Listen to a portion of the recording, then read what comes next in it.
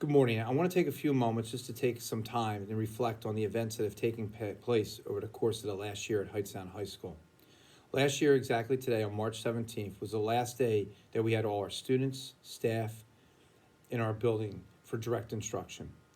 We made the very difficult decision as a district and as a state to shut down as we were on the eve of a worldwide pandemic. Over the course of the last year, we have many triumphs and we've had some setbacks. However, I want to take just a few moments and thank our students, staff, and parents for their understanding. We totally understand that the last year has come with a tremendous amount of burden on all of us. We have all done our best to provide meaningful instruction. We've learned a lot about technology. We've learned the importance of having interactions with our peers. And at the same time, we're constantly struggling to maintain some of the programs that we've come to know and love here at Hightstown High School. We're working hard to restore as many of our in-person activities as possible. Today really marks the beginning of the end, in my opinion. However, it's really important. I want to emphasize the following to our students, staff, and parents. The race is not over. Over the course of the last couple of days, I've heard a lot of analogies. I've heard the story as an artist rushing to finish a great work of art and not to do that. I've also heard of a football player running down the sideline and decides to spike the ball before they actually cross the end zone. Perhaps my favorite as a former runner is the idea of the marathon runner. I think the last year really typifies a marathon. Was not a sprint and it's not over yet. However, we're not going to celebrate the victory before we cross the finish line. It's important that we continue to do the things that we've done since March 17th. Wash our hands, maintain social distance, wear a mask, limit the amount of contact we have in social interactions. In our superintendent's update last week, Mr. Daniels spoke about an uptick in some numbers at the high school. Many of these students are under all remote. However, the positive contact had one thing in common. These students were involved in an out-of-district, out-of-school event where social distancing was not prevalent. This has created an impact on our community and ultimately can have an impact on the things that we do on a day-to-day basis here at Hightstown High School.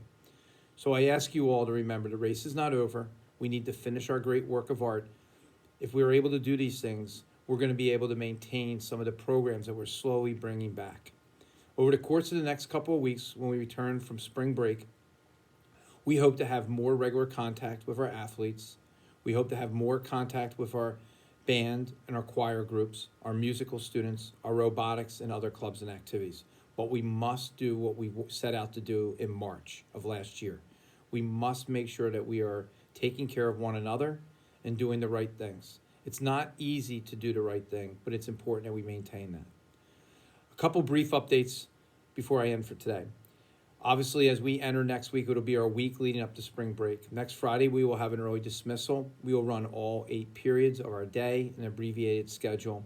We will continue on next Friday to have our B cohort in person as we transition to our phase 4 after spring break.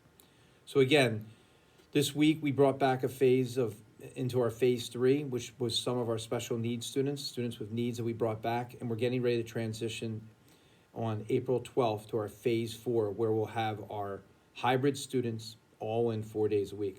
I will be providing much more detail as we get closer to those dates, but I want you just to start to think about the little things that we can do to make sure that we're successful. For our seniors and our senior parents, please look for a senior end of the year update bulletin that will be coming out later this week. This is just the beginning of a more detailed end of the year activity report. However, I want us all to start to prepare for what our clubs and activities will be able to do, and especially what our senior activities will be. It is critical that everybody understands we must continue to follow the guidelines set forth by our governor and the state of New Jersey.